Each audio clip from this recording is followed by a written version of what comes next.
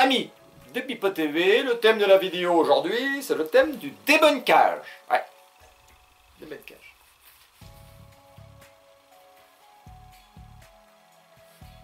Ouais, d'accord, vous avez compris. Ouais, je crois que j'ai déjà perdu des abonnés là.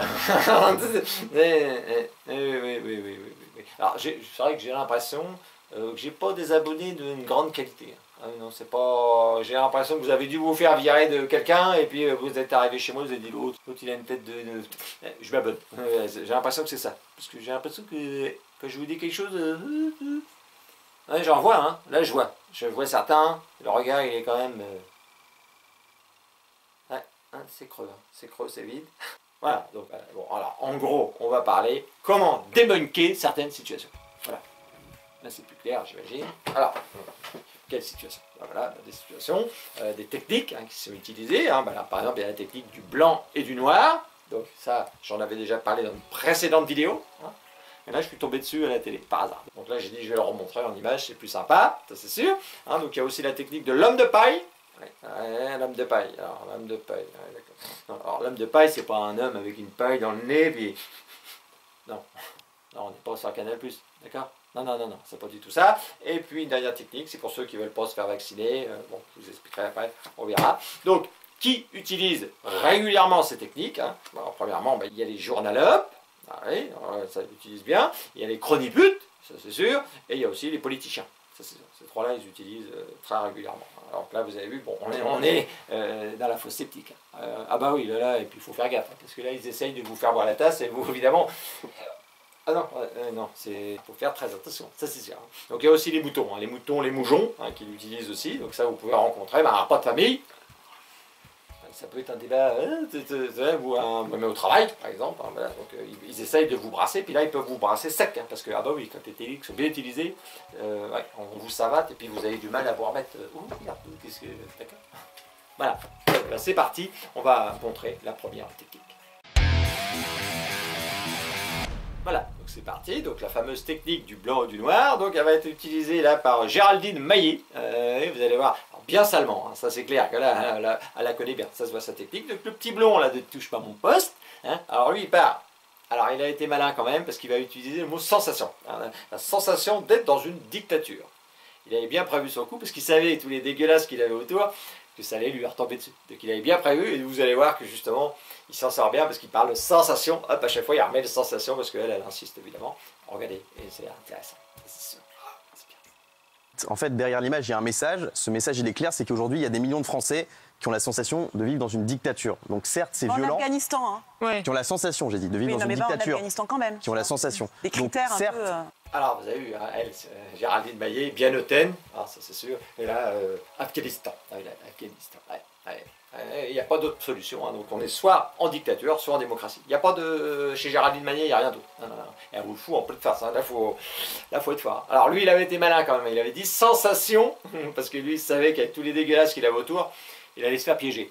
Hein, c'est ce que je dis souvent, donc on est technique du blanc du noir, c'est qu'il peut y avoir du gris clair, du gris foncé, du gris très foncé, hein, comme j'ai déjà dit, et je pense que là on est arrivé au gris très foncé, très foncé, n'ayons pas peur des mots. Donc on n'est pas encore effectivement en dictature, comme en Afghanistan, alors en plus elle a utilisé l'Afghanistan, c'est sûr que l'Afghanistan ça donne pas envie en ce moment d'y aller, hein. Non ça c'est sûr. À une époque où j'aurais bien été, faire 3 ou 4 jours en vacances comme ça avait l'air sympa, mais là en ce moment non, je sais pas ce qu'il y a, mais j'ai vu plein de mecs, des barbus, tout ça, ça me donne pas envie. Donc elle vous le dit, elle n'a pas choisi un autre pays, elle a bien choisi l'Afghanistan, elle avait bien prévu, puis ça part fort. Hein. Bon il a été malin le petit blanc, j'ai bien aimé. Allez, c'est parti, l'autre technique.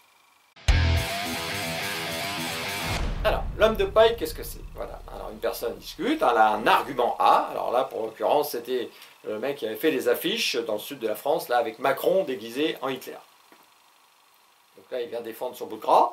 Évidemment, il est tombé sur Éric Nolot, alors c'est marrant, je l'aimais bien au début, un peu Éric Nolot, mais là, en ce moment, quand je le vois, ouais, j'ai envie de vomir directement. Allez, Éric Nolot, qu'est-ce qu'il va faire? Au lieu d'argumenter pour essayer de détruire l'argument de l'affiche, hein, on peut très bien pas être d'accord, ça je l'entends bien, lui il va créer un homme de paille, alors vous avez eu le thème, donc c'est l'homme de paille le plus sale qu'il va utiliser, ça c'est sûr, là il n'y a pas plus, au-dessus il n'y a rien, là on peut pas faire, donc évidemment, lui il va parler des morts, Et donc évidemment, c'était pas le sujet de la conversation. Et lui, il a utilisé cet argument-là, vous allez voir, évidemment, bah, ça détruit l'autre automatiquement. Et puis là, pour s'en remettre, à écouter, vous allez voir. Puis regardez bien la gueule de Nolo en même temps. La question du débat, c'est est-ce qu'il faut punir la bêtise? Parce qu'il faut quand même en tenir une sacrée couche pour insulter la mémoire des millions de personnes qui ont été exterminées. Non, monsieur, on vous a refilé ça. Sur ce plateau, ce même plateau, il y a eu Ginette Kolinka, survivante des camps de la mort, qui est venue témoigner. Et vous êtes en train de me dire que ce qu'elle a vécu, Ginette Kolinka, c'est la même chose que ce que nous vivons aujourd'hui. Donc avec le final, avec tous les clébards derrière qui applaudissent, bah, évidemment là vous êtes mort. Là c'est sûr, vous avez vu, hein, au lieu de partir directement sur l'affiche, hein, il a dévié. Alors en plus il démarre directement par une insulte, hein, là, on tient une sacrée couche, voilà, donc déjà on n'est pas normal. Hein, et après bah, il part sur son homme de paille, sur les morts. Là c'était pas du tout le thème, évidemment, on n'est pas là pour rire de ça, évidemment, ça c'est sûr, le mec qui se marre des 6 millions de morts, bon, c'est pas moi ça personnellement ça me fait pas rire, mais c'était pas le propos. Et donc, évidemment, alors là cet homme de paille, c'est l'homme de paille ultime. C'est sûr que là, on ne peut plus rien dire.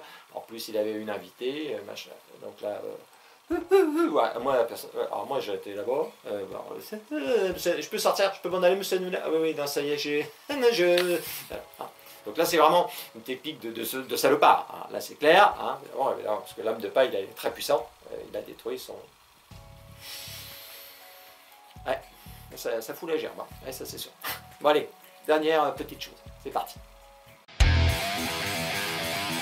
Alors là, le sujet, c'est ceux qui ne veulent pas se faire vacciner. Hein, donc là, l'argument utilisé par Yann Moix, alors là, j'ai été un peu surpris, hein, qu'il fouille dans la cuvette des chiottes pour... ouais, il l'a fait. Il l'a fait, donc c'est assez sale, ça c'est sûr. Hein, donc les non-vaccinés, hein, est-ce qu'ils sont prêts à signer une décharge pour ne pas se faire hospitaliser? Écoutez, on en parle après. C'est bien... Ouais, c'est bien...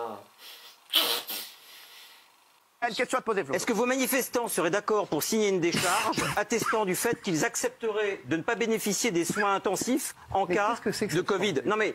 Ah, bah oui, hein. Est-ce que vos manifestants, ils veulent pas se faire vacciner? Donc, alors, Yann Moix, avec sa gueule de poivreau, moi je voudrais être sûr qu'il ne boit pas un whisky tous les soirs, bon, il est obligé, parce qu'avec la gueule qu'il a, moi par contre, si jamais un jour il a un cancer de l'estomac ou de la prostate ou de tout ce que tu veux, ah bah, il va falloir qu'il me signe une décharge.